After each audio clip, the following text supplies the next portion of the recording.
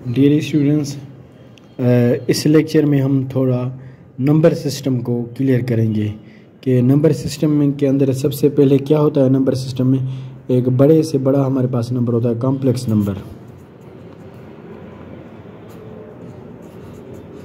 Complex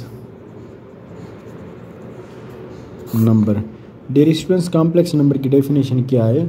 definition इसकी ये है, the combination of real and imaginary part is known as complex number and a representation of complex number it's denoted by capital Z। इस complex number को Z से denote किया जाता है। Suppose मैं जनरल कॉम्प्लेक्स नंबर लिखता हूँ, ये Z and A plus B I. तो ये I को हम इमेजिनरी नंबर कहते हैं। I means iota. I को आयोटा से मैथमेटिक्स की लैंग्वेज में आयोटा कहते हैं और A प्लस बी आयोटा।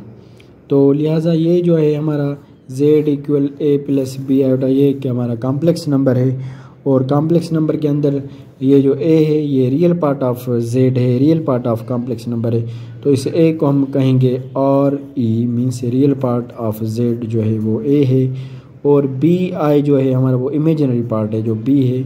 तो हम कहेंगे I M of Z equal to B I, imaginary part इसमें B है। तो यहाँ A और B क्या कहलाते हैं? ये एक रियल वैल्यूज़ हैं, यानी कि रियल वैल्यूज़ है। A means any real value, B means any real value.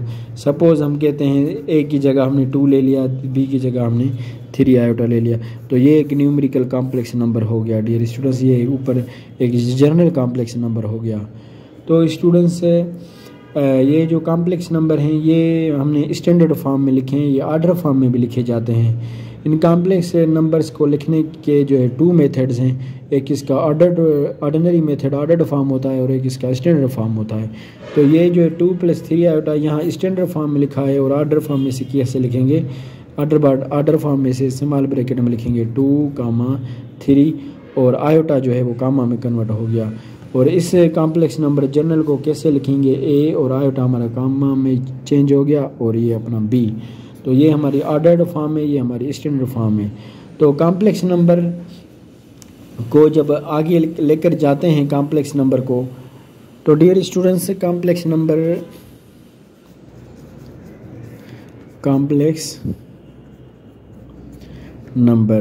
तो कॉम्प्लेक्स नंबर के मैंने कहा आपको कि 2 पार्ट होते हैं, ठीक है।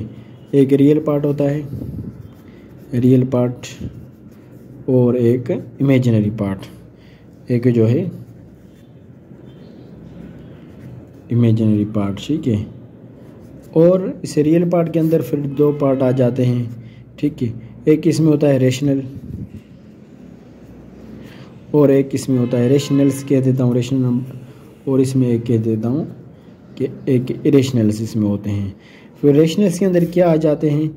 रेशनल्स के अंदर स्टूडेंट्स जो है रेशनल्स के अंदर जो सेट्स आते हैं वो आते हैं, एक फ्रैक्शंस होता है,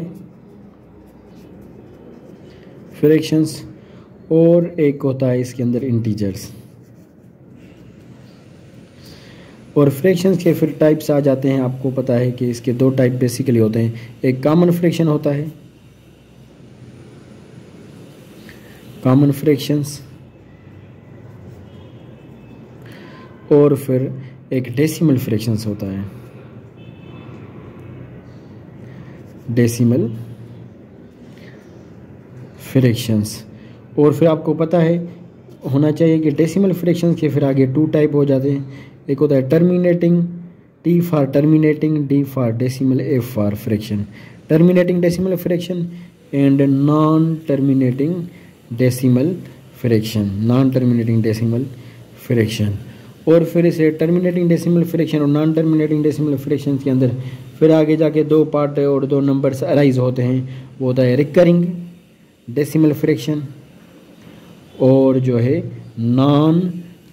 नॉन रिकरिंग डेसिमल फ्रैक्शन। इसी हवाले से जो कॉमन फ्रैक्शन है, इससे भी इसका भी आपको इल्म होना चाहिए कि कॉमन फ्रैक्शंस के अंदर जो है वो 3 पार्ट्स होते हैं कॉमन फ्रैक्शंस के अंदर, ठीक है डियर स्टूडेंट्स। तो कॉमन फ्रैक्शंस के अंदर कैसे 3 पार्ट्स होते हैं? तो सबसे पहले होता है प्रॉपर फ्रैक्शंस, प्रॉपर फ्रैक्शंस और इम्प्रॉपर फ्रैक्शंस इसमें होता है, सेकंड इसमें इम्प्रॉपर फ्रैक्शन होता है, इम्प्रॉपर फ्रैक्शंस। और थर्ड इसमें कौन सा होता है, यहाँ जगह नहीं है, थर्ड इसमें होता है कंपोजिट फ्रैक्शंस, कंपोजिट फ्रैक्शंस। तो डियर स्टूडेंट्स, ये था इंट्रोडक्शन अपने नंबर सिस्टम का। तो इंटीजर्स के अंदर भी आपको पता है कि इसके अंदर जो है पॉजिटिव नंबर्स होते हैं, पॉजिटिव नंबर्स होते हैं, और फिर नेगेटिव नंबर्स होते हैं इसके अंदर, ठीक है। P for positive, N for numbers, N for negative, N for numbers, और फिर इसके अंदर नेचुरल नंबर्स भी होते हैं, और फिर होल नंबर्स भी होते हैं। तो ये जो टॉपिक हमारा था, ये था अपना नंबर सिस्टम का टॉपिक था। इस टॉपिक के अंदर जितने भी नंबर अराइज हुए, तो इससे जो है ये कहलाता है हमारा मैथमेटिक्स की लैंग्वेज में नंबर सिस्टम। और नंबर थ्योरी एक आगे जाके इसका सब्जेक्ट बनता है, वो एक डिफरेंट चीज़ है। तो लेकिन नंबर सिस्टम का इंट्रोडक्शन ये हुआ हमारे पास। तो इसका थोड़ा मैं थॉरल ओरल बता दूं आपको कि कॉम्प्लेक्स नंबर, फिर इसके दो पार्ट है, रियल और इमेजिनरी। फिर इमेजिनरी की कोई ब्रांचेस नहीं है, और रियल की हैं, रियल के अंदर रेशनल और इरेशनल, फिर रेशनल के अंदर फ्रैक्शन और इंटीजर आ जाते हैं।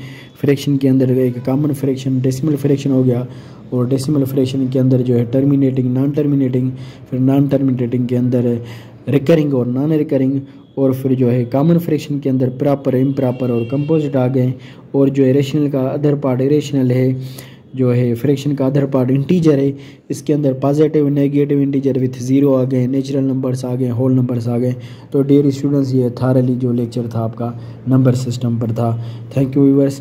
नेक्स्ट लेक्चर में हमें किसी और टॉपिक पर डिस्कस करेंगे। Thank you very much.